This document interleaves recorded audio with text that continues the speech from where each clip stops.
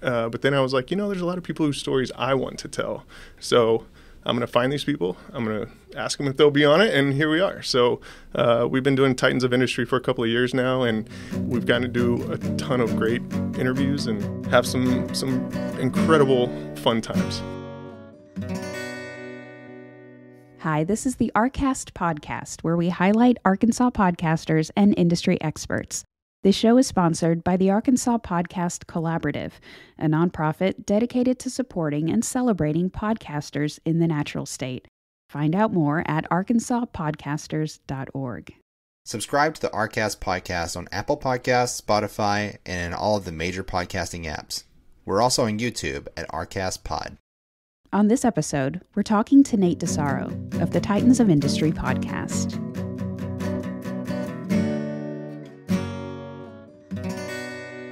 Welcome back to the Arcast podcast, where we interview local podcasters around the state in Arkansas.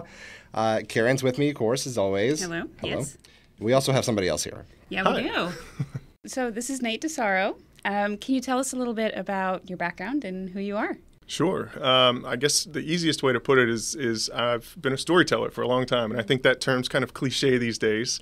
The majority of the way we tell our stories is through video, and then we have our own podcast, obviously, called Titans of Industry. And so I've been in Arkansas for a little over 10 years. I was actually born here, but I grew up in Dallas, lived in Denver, made my way back here to essentially start a production company. And so I've been telling the stories of Arkansans for about a decade, and it's really connected me in a lot of ways to the history of Arkansas, but also the future of Arkansas in a lot of, unique ways. And I feel really lucky that I get to do what I do, both professionally and personally, which the personal side is the podcast. It's not something that necessarily pays the bills.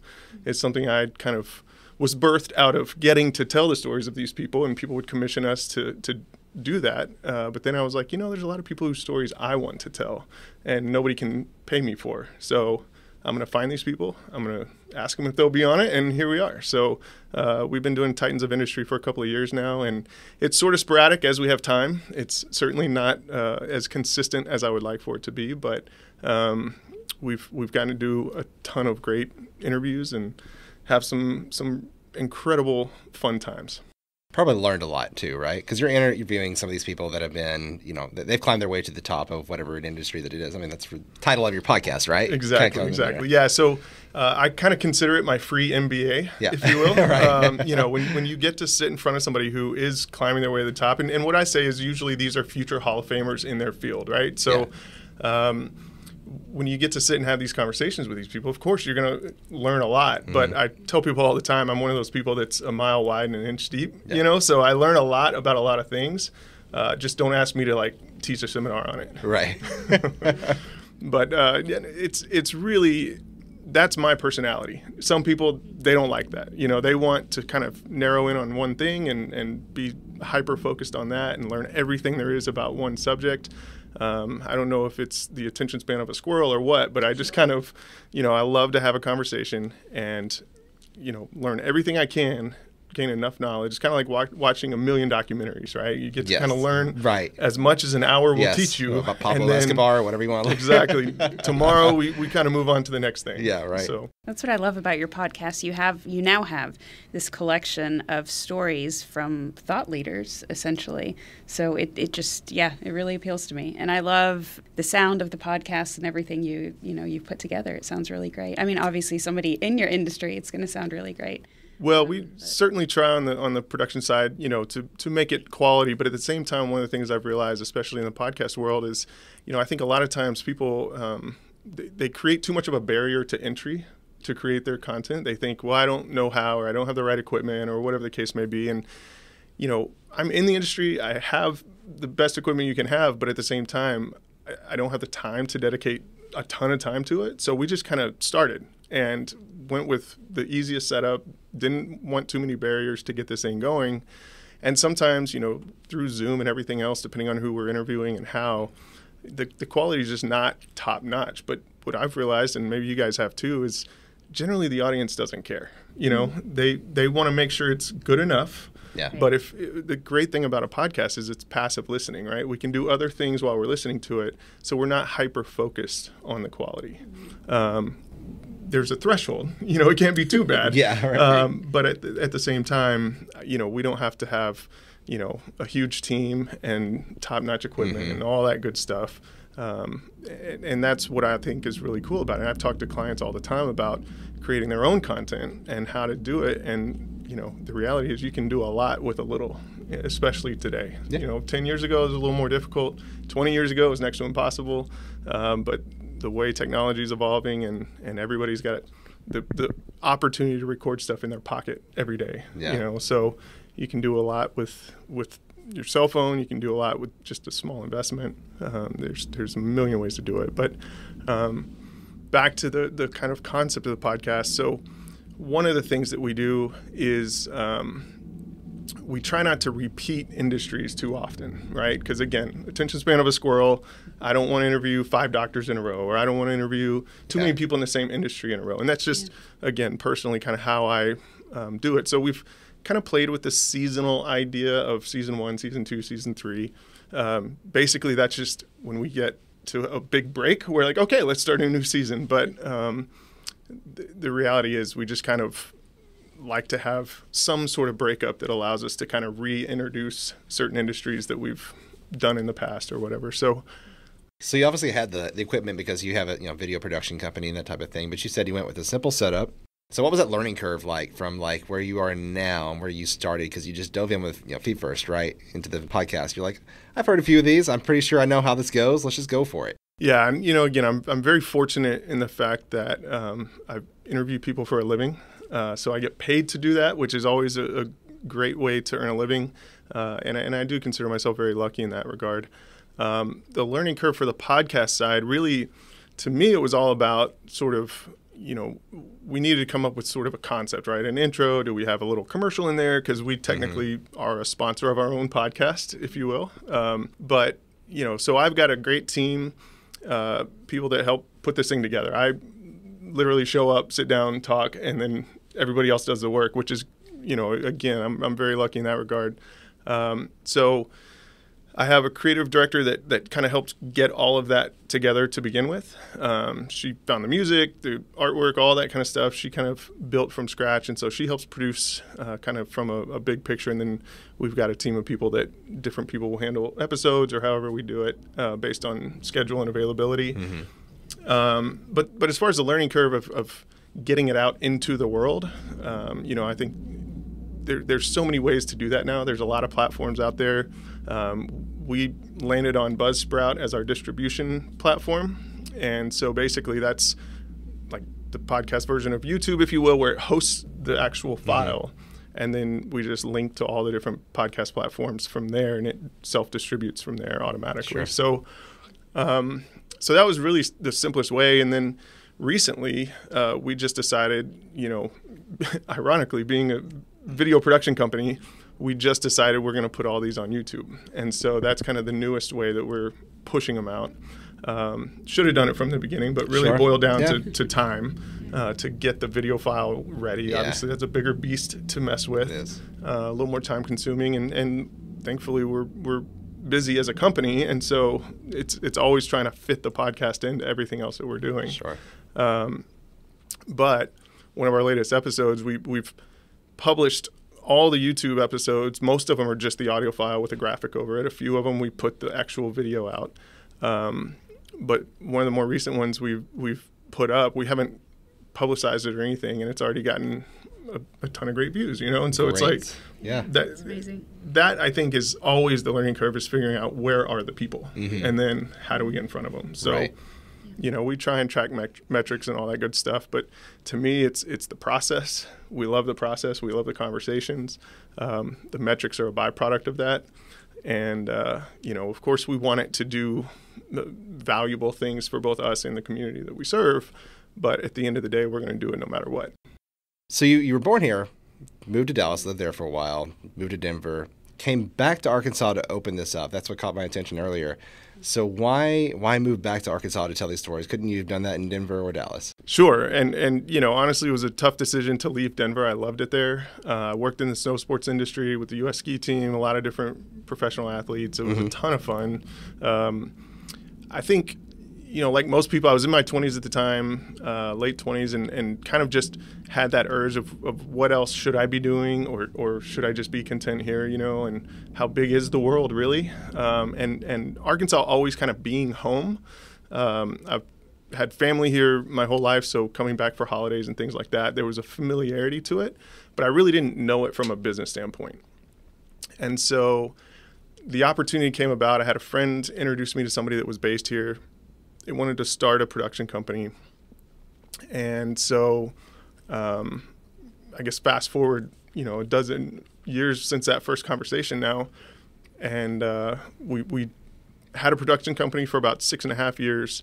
And then I ended up, we kind of had different ideas and directions we wanted to go. So I left that company to start Content Titan, which is my current company, and kind of doing a lot of the same things, but really expanding our offerings to more content specific as a whole, not just video production. So the way I look at it now is, the way the world is, you can take a piece of video and make infinite number of other pieces of content. So we utilize video as the bread and butter of our services, but we can pretty much put anything anywhere for anybody. And so that's kind of how we landed there. But as far as why Arkansas, again, the connection to the state, a lot of people don't know anything about Arkansas. If you're outside of Arkansas, it's a hidden gem in the middle of the country. I was talking to somebody the other day that's based in Denver, ironically, about this project we're working on, and it's a flyover state, right? I travel a lot as well. I go to both coasts and talk to people all over the place, and they're like, "Why Arkansas?" And first question is, "Have you been there?" Right. And so anybody that's from here and traveled, and you talk to people, and if you ask them if they've been there, 9 out of 10 times they're going to say no, right? So they don't know what we have to offer. It's also a really unique state in that you're kind of one connection away from anybody, right? It's big enough that it has a lot of resources, but it's small enough and close-knit enough that if I need to get a hold of somebody, I bet I could ask one of you guys if you know this person, and chances are you know them or somebody that knows them.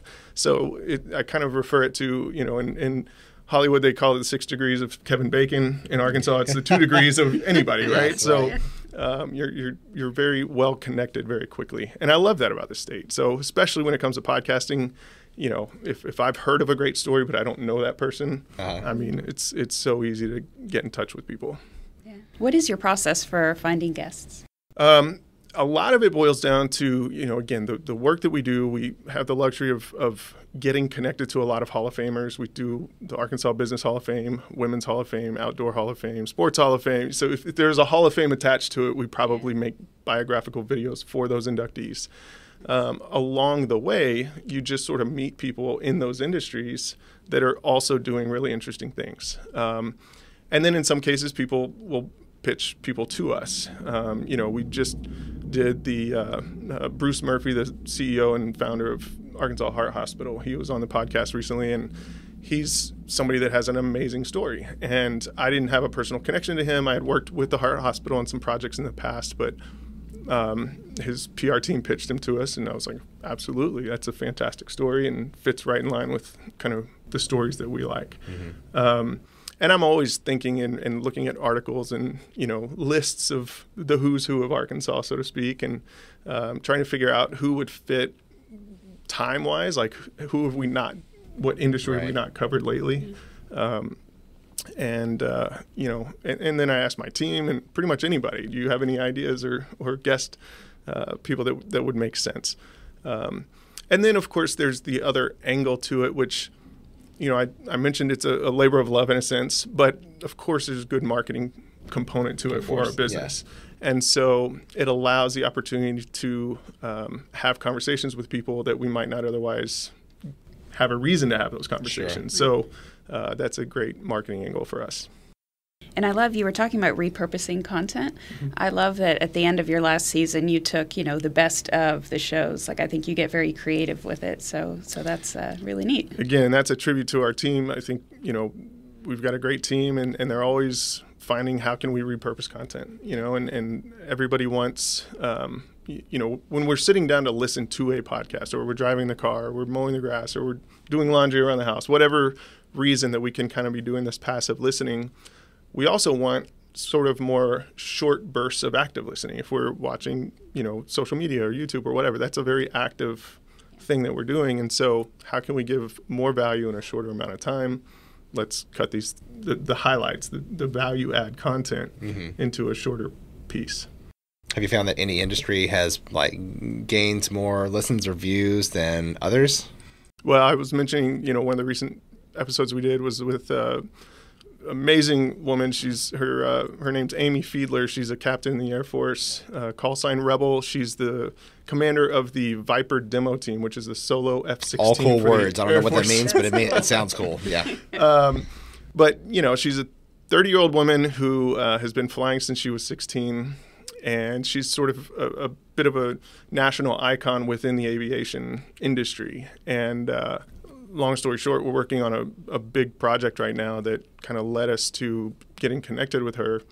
And she was gracious enough to be on the podcast.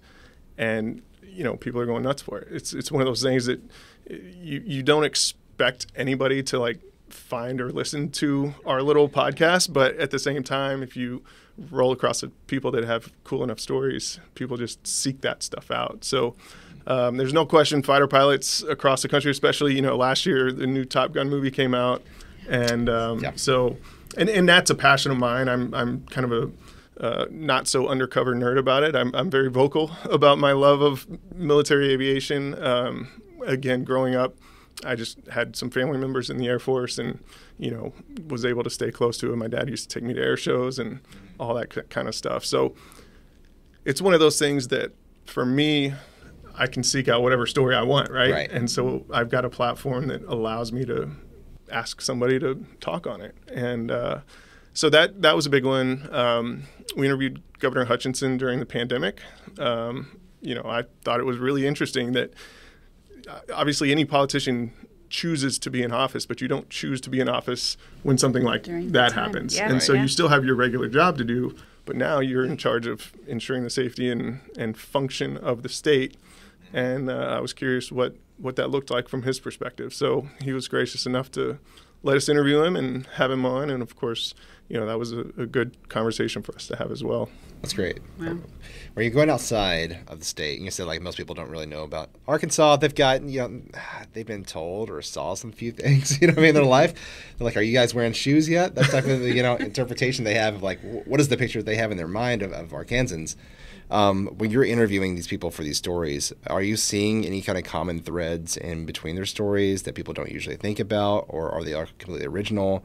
Like where you grow, obviously we have a lot of farmland, and I call this the town of Arkansas because, like you said, that 2 degrees of separation, it's inherent everywhere you go.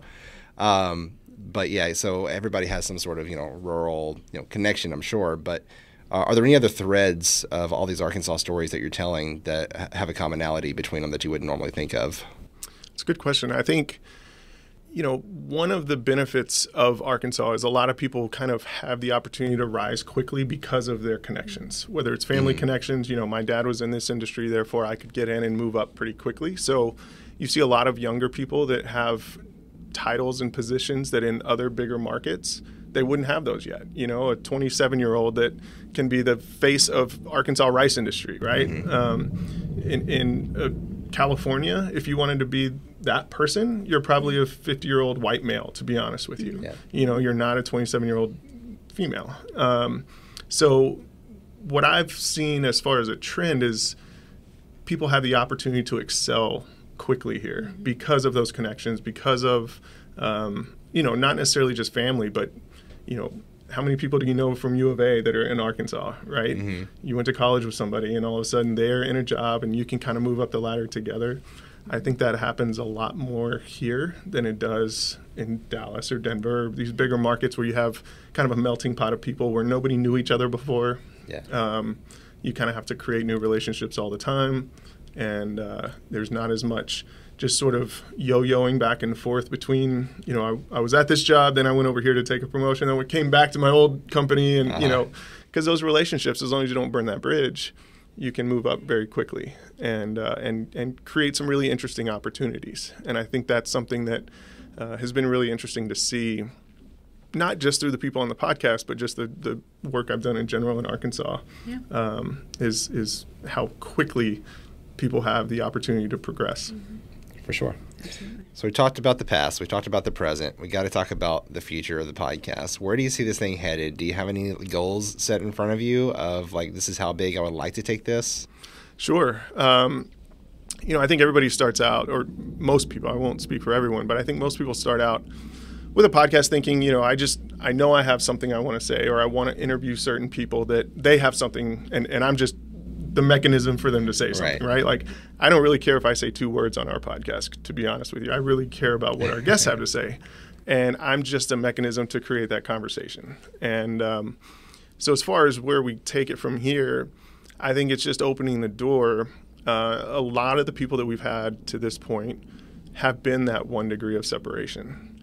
And I know there's so many great stories out there, so many people doing so many cool things.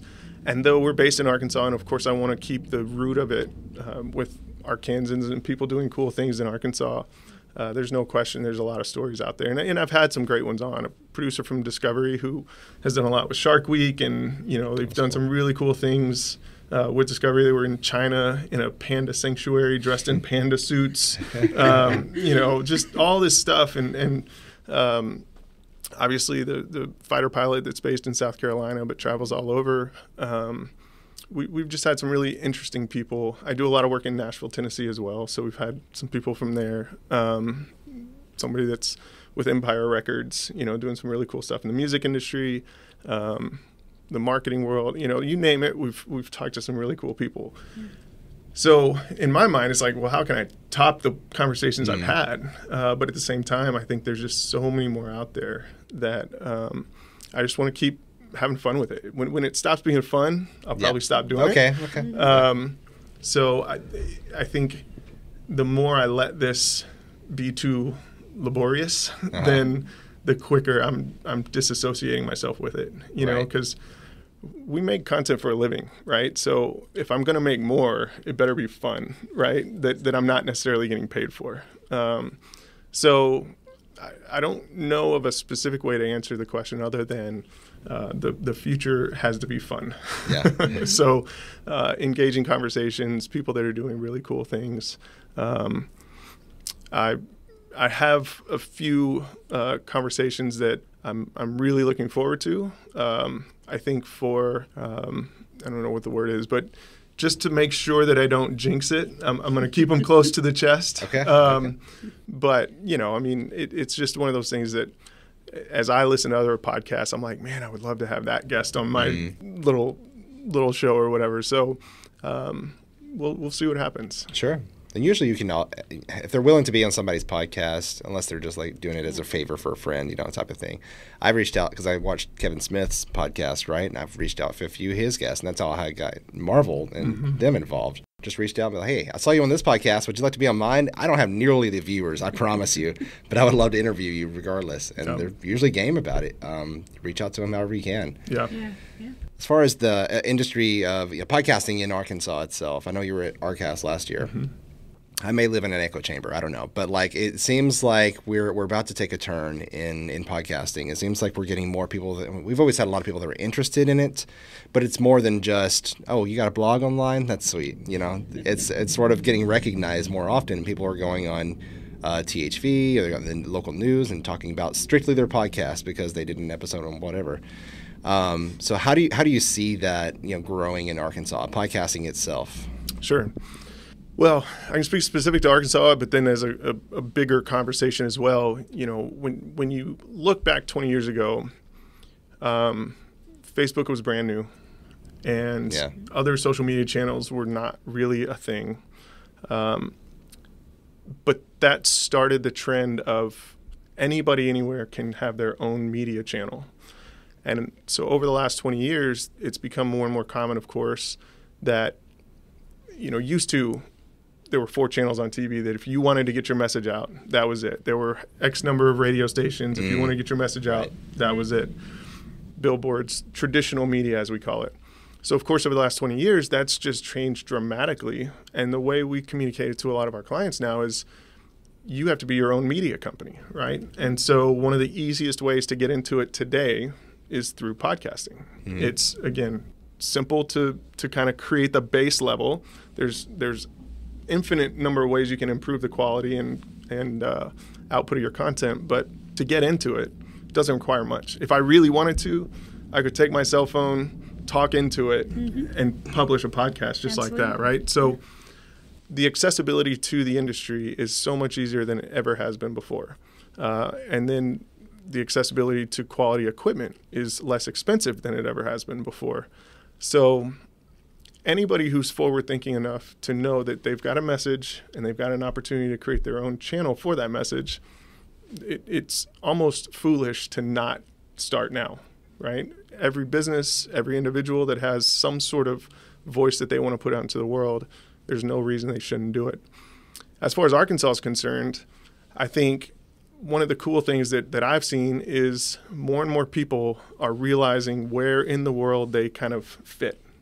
They've got their own little compartment of the world that they want to capitalize on. And whether it's in Little Rock, Hot Springs, Northwest Arkansas, Northeast Arkansas, the Delta, whatever part of the world they're in or the state they're in, they can tell the stories of their neighborhood, so to speak, their community. And so, good friend of mine, Bo Counts, who's had his podcast for a long time, he's very niche in his sort of world, but he's the best at it, right? And he can sit down and he can do it. He's got lots of broadcast experience and, but nobody's going to step on his toes, right? So he can kind of keep going in his realm, and then somebody else can come in and talk about whatever else they want to, So I think there's just so many interesting things to talk about.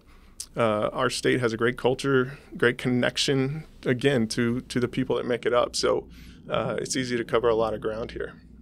Well, I always like to ask the question, so what would you say to our Kansans out there who want to start a podcast? But you've already said so many great things, but I'm going to ask it anyway. Sure. Yeah, I mean, I think don't let the technology scare you.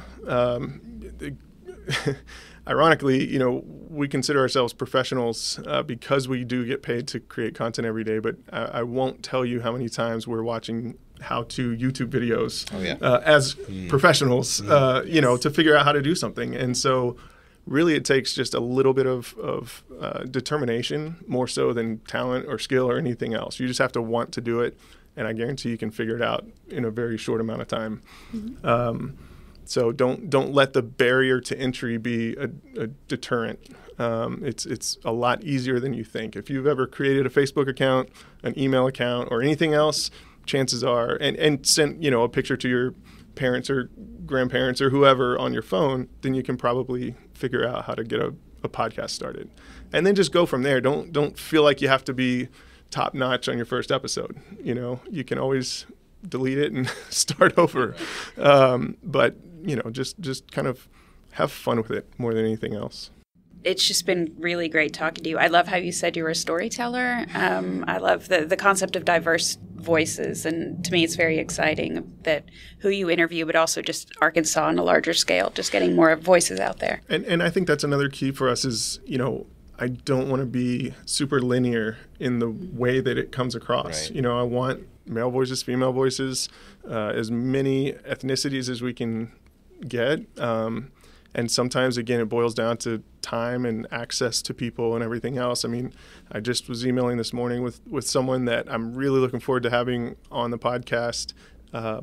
We just haven't synced schedules in a while. And, it's going to be a great diverse voice, both the true diversity, but also the nature of the conversation will be something new to our show. So I think that's what we're always looking forward to is just I don't want to become this broken record of the same message all the time. And I think that's probably one of the easiest things to do is if you're, especially in the podcast world, is, it's fine to be kind of niche in your focus, But I think the key is making sure that within that, you don't just sound too repetitive. Because I don't know if you guys have experienced this, but I've certainly listened to some shows before where I listened to an episode, it was great. I listened to the next episode, it was really good. The next episode, I was like, I think I've heard this before, like 2 episodes ago, you know? Right. And it just starts to get a little repetitive. So that's probably one of the bigger challenges, is making sure that, you know, you just kind of keep things fresh and not overly consistent to the point that it's too repetitive. From a marketing standpoint, it's great to be repetitive. Right. But from a storytelling perspective, you know, we'll watch the same movie a couple of times. Sure. But after that, we want a good long 10-year break before we watch it again. You need the reboot. You just see it. Exactly. Yeah. Now, my only exception, of course, is Top Gun. I can watch that pretty much any time. But you waited 30-something years for that sequel, though. it's so true. But I wore out the VHS of the okay. original. So. Yeah. Well, thank you, Nate, so much for being here. And when we asked you to be on here, it was like, I don't know if we can get Nate on here. Though. It's like, he does his own stuff. No, I'm happy to do it. It was a lot of fun. So I really appreciate it, guys. I appreciate you. We appreciate you.